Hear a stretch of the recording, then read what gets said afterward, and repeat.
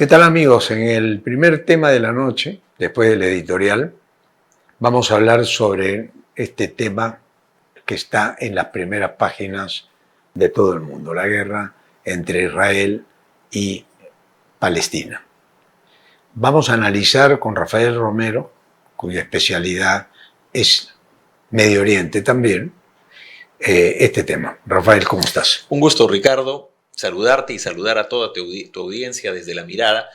Escuché tu editorial con mucha atención y efectivamente has mencionado, ¿no?, que hay todo un tema de armas detrás. Estados Unidos está enviando ya una serie de componentes militares, sobre todo marítimos, para reforzar la parte marítima de Israel.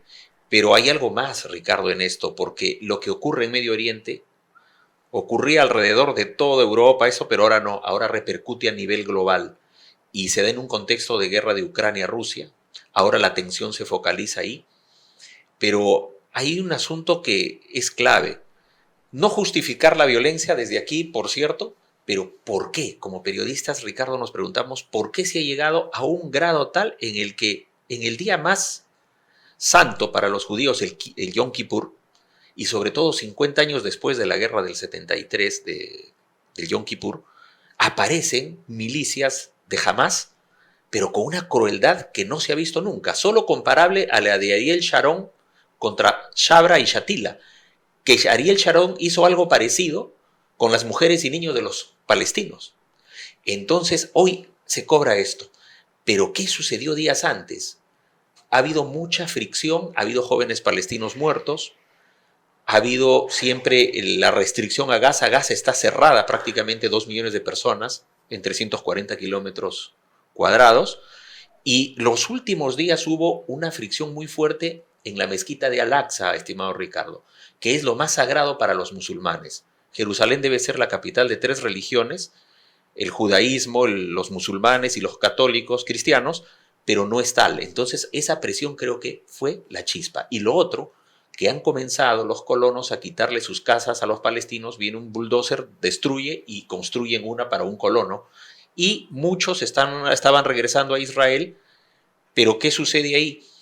Las tierras, entonces necesitan más tierras porque mucha gente está ahí regresando a Israel, porque esa es la política que tienen los gobiernos de Israel, traer a todos los judíos que están alrededor y concentrarlos ahí, ¿no?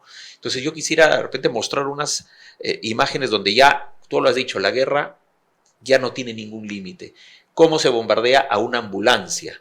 Y vamos a tener esas imágenes, estimado Ricardo, en una ambulancia que no debe ser tocada por nadie, pero una ambulancia palestina recibe el impacto de proyectiles muy precisos, teledirigidos por un sistema de militar muy moderno y sofisticado, y como tú alguna vez lo has dicho, el negocio de las armas está detrás, porque después de la guerra de Ucrania y lo que está pasando acá, ¿qué cosas más no veremos? A ver, veamos lo que están viviendo en este momento en el Medio Oriente, ¿no? Ahora fíjate algo, Israel ya pues le declara la guerra abiertamente, ¿no?, a Palestina. Y acá empieza a jugarse un tablero de ajedrez donde las fichas hay que tomarlas con mucho cuidado, porque pareciera que en el primer cuarto del siglo XXI, de los primeros 25 años del siglo XXI, tiene que posicionarse en el tablero de ajedrez los verdaderos dueños del mundo. Y son los verdaderos dueños del mundo los que provocan esto, Rafael. Estados Unidos, apoyando a Israel, no quiere y de una vez que esto se defina para tomar posición sobre Israel, su aliado natural, con Japón hacer un bloque fuerte, ¿no?, tomar a la Argentina, porque a la Argentina también se está jugando, es lo más rico de América Latina. Has tocado el tema clave, Ricardo, ¿No? porque el Consejo de Seguridad de las Naciones Unidas han dado 53 resoluciones de sanción a Israel, y el único país que ha vetado todas 53 en lo que van de estos años ha sido Estados Unidos, con su derecho a veto. Cuando es la ONU, las Naciones Unidas han dicho, no, lo de los colonos está mal porque no le pueden destruir la casa a un palestino para darle a un colono israelí. No, Está prohibido. Esa resolución, ¿quién lo vetó? Estados Unidos. Después, está vetado el muro. No se debe hacer un muro en Cisjordania como el que vemos, un muro de 5 metros de altura con concreto armado y una base de más de 2,50 metros debajo de la tierra. Eso está prohibido, le dice la ONU a Israel. ¿Y quién pone el veto para apoyar a Israel? Estados Unidos. Perú ha apoyado la conformación del Estado palestino y toda América Latina. Entonces ahora viene una encrucijada. Sí hay que condenar el terrorismo, pero puede haber terrorismo de Estado y el terrorismo de milicias.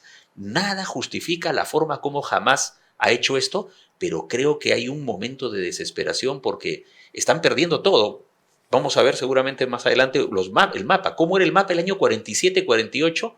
Y cómo ahora el mapa es distinto. Antes casi todo era de Palestina, hoy prácticamente se ha fragmentado de tal manera que casi está reduciéndose a la mínima expresión, salvo Cisjordania, que es la parte oriental de Jerusalén, para allá donde está, ahí lo tenemos, mira Ricardo, el 47, ahí vemos, era verde, todo lo que es verde es de la población palestina, y lo blanco eran los colonos israelíes. Hacia el año 67 cambia, después de la guerra de los 6 días, lo blanco crece y lo verde se reduce. Hacia el año 87, hacia el año 67 se reduce más todavía, mira, 47, 47, 67, ya lo blanco y queda la franja de Gaza, chiquita, a la izquierda, cerca al mar, Cisjordania a la derecha verde, y hacia el 2005 lo verde se reduce al mínimo y eso está cambiando permanentemente.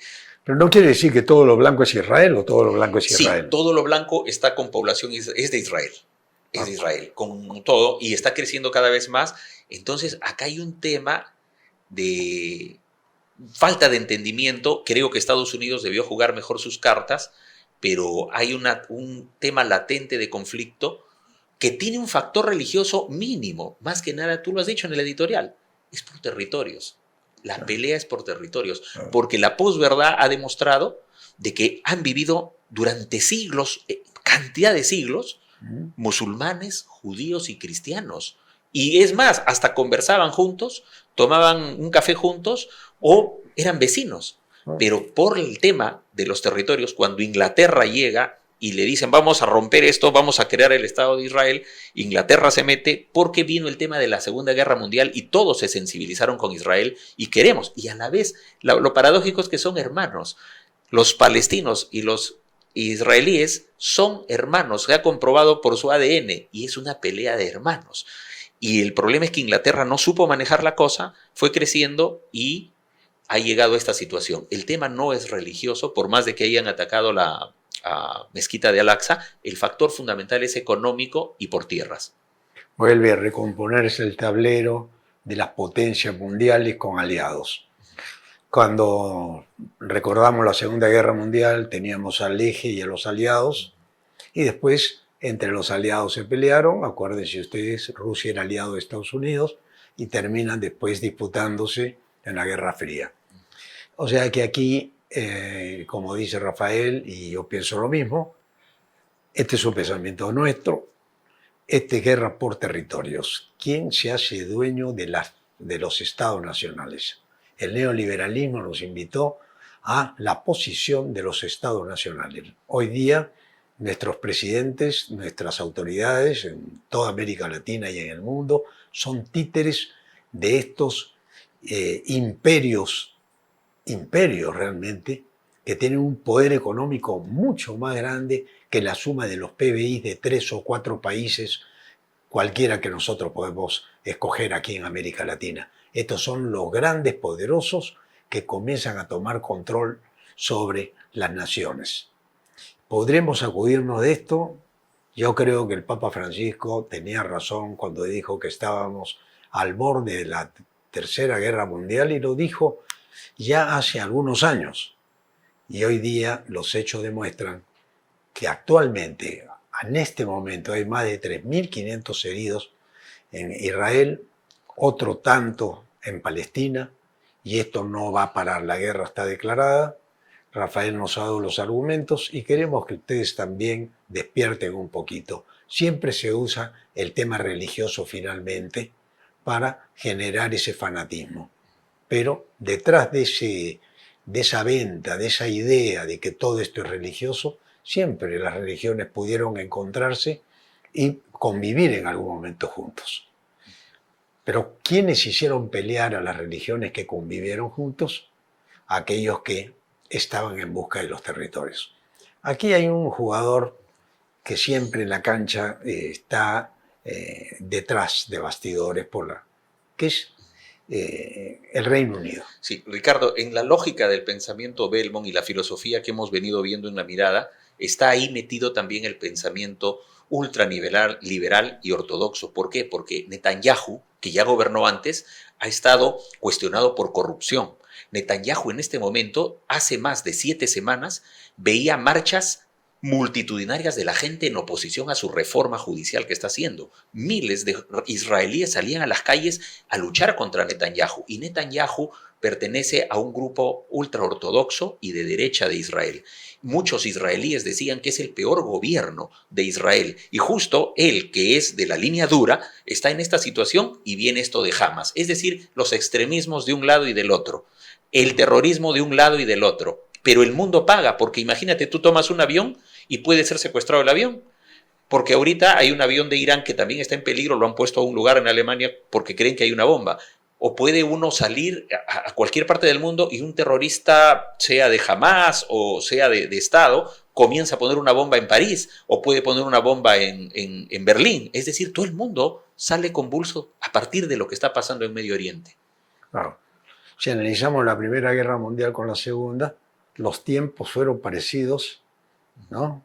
Para que después venga la tercera.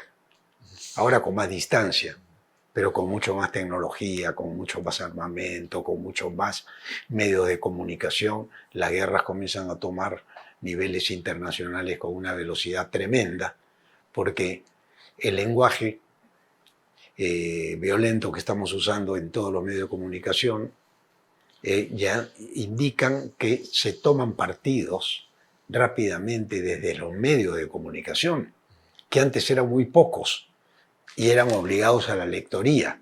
La televisión no tenía potencia de fuego, la radio estaba recién empezando en la Segunda Guerra Mundial, pero hoy día, con toda esta información, hace que se expanda, así como se expandió el virus del COVID, que se expanda también el espíritu de la conquista de los territorios por las grandes potencias.